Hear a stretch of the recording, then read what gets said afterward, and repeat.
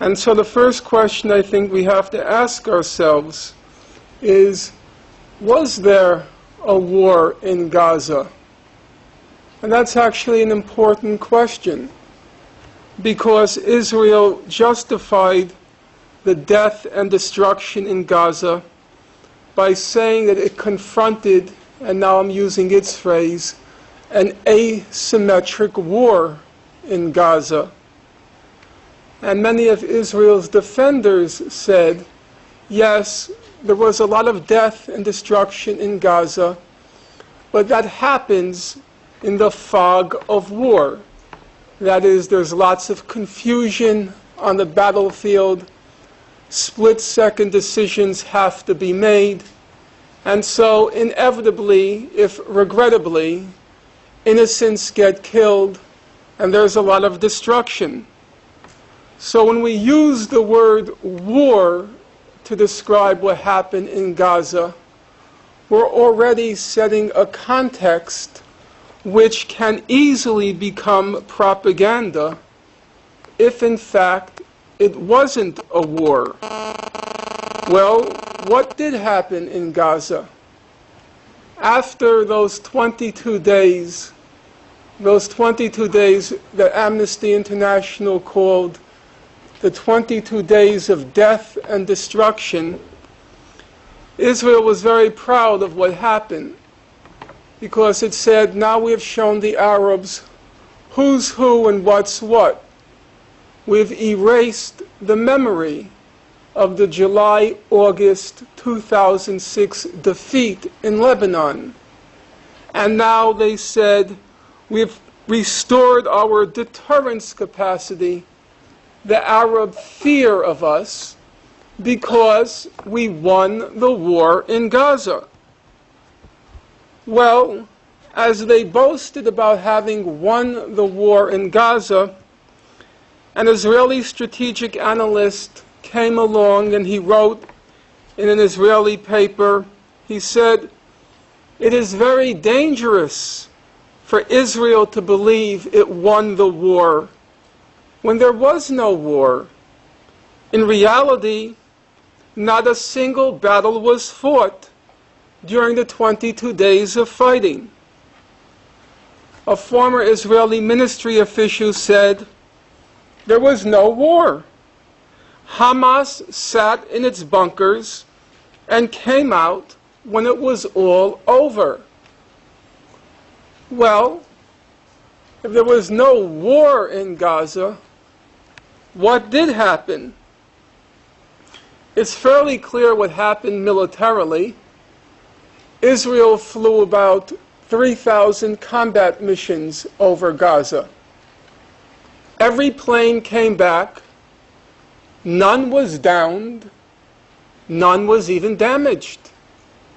That's not too surprising, because Hamas had no anti-aircraft defenses. It took as much courage to fly a combat mission over Gaza as it does to shoot fish in a barrel. That was the first week, the air assault. And then, beginning the second week, Israel launched its land and air assault, its ground and air assault. Well, the Israeli soldiers were equipped with special night fighting equipment. Hamas couldn't even see them, let alone do battle with them. So what did happen?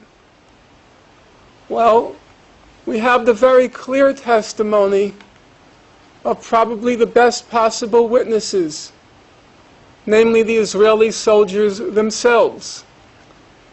After those 22 days of death and destruction, many Israeli soldiers testified to what they experienced. So let me quote them. Soldier, there was nothing there. Ghost towns. Except for some livestock, nothing moved. Soldier, most of the time it was boring. There were not really too many events. Soldier, I did not see one single Arab the whole time we were there, that whole week. Soldier, everyone was disappointed about not engaging anyone. Soldier, usually we did not see a single living soul, except for our soldiers, of course, not a soul. Soldier, go ahead and ask the other soldiers how often they encountered combatants in Gaza. Nothing. No one. Soldier, there was supposed to be a tiny resistance force upon entry, but there just wasn't. No soldiers, no enemy in the field, no engagement, no battles. But that's only half the story. The other half is equally illuminating. All you have to do to see for yourself is go to your computers and enter under Google, breaking the silence. And what will come up on your screen is a collection, one of the collections of soldier testimonies. And then when it comes up on your screen, just enter under the search function, enter the word insane. And if you enter the word insane once, twice, 3 times, 4 times, 5 times, 6 times, 7 times, the soldiers who are interviewed keep using the word insane. Israel used insane amounts of firepower in Gaza. Israel used insane amounts of firepower in Gaza. Israel used insane amounts of firepower in Gaza. The soldiers were interviewed separately. They weren't cueing each other, but the same word leapt to mind for each soldier. Insane amounts of firepower in Gaza. No enemy in the field, no battles, no Arabs to be seen, Arab fighters to be seen anywhere, but they're using insane amounts of firepower.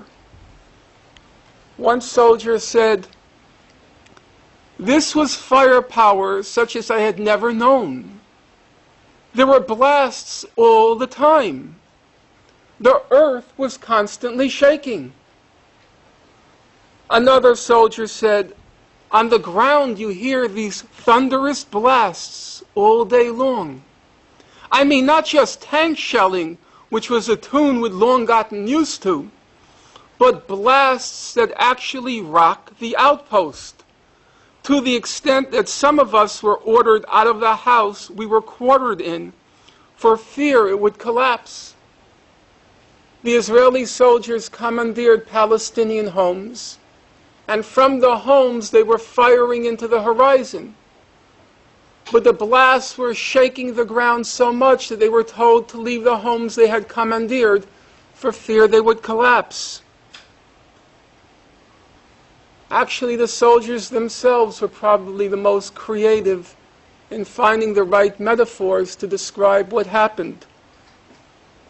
One soldier said, "It felt like hunting season had begun. Sometimes it reminded me of PlayStation computer game." Another soldier said, "You feel like a child playing around with a magnifying glass, burning up ants." Now, I was a kid once, and I had my magnifying glass, and I did burn up ants. I'm not proud of it, but at least I didn't suffer from the delusion that I was engaged in a war with the ants. And in fact, it was like burning up ants in Gaza.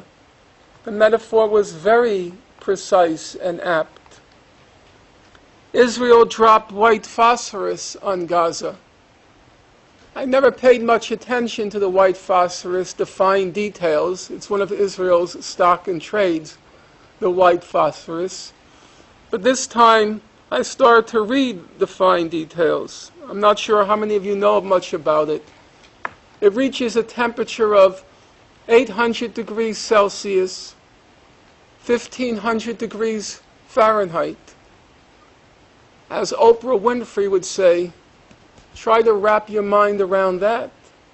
1,500 degrees Fahrenheit. If you think it's hot outside today, it's 82 degrees Fahrenheit. What did Israel do with the white phosphorus?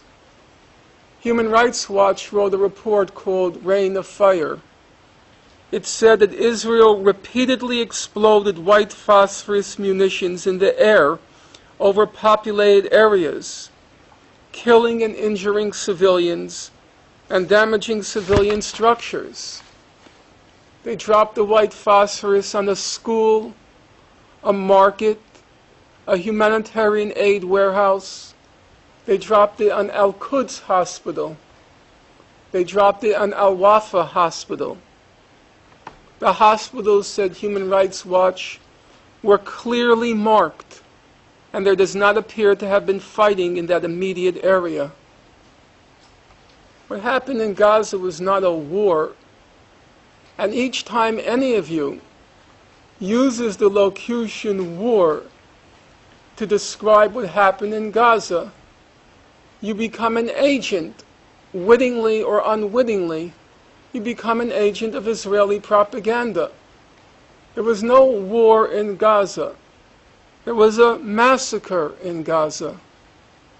1,400 Palestinians were killed, of whom up to 4/5 were civilians. 358 were children. 13 Israelis were killed, of whom 10 were combatants, and half of the combatants were killed inadvertently by other Israeli soldiers, friendly fire. So 100 Palestinians were killed for each Israeli. 400 Palestinian civilians were killed for each Israeli civilian. Those are not the statistics of a war. Those are the statistics of a massacre.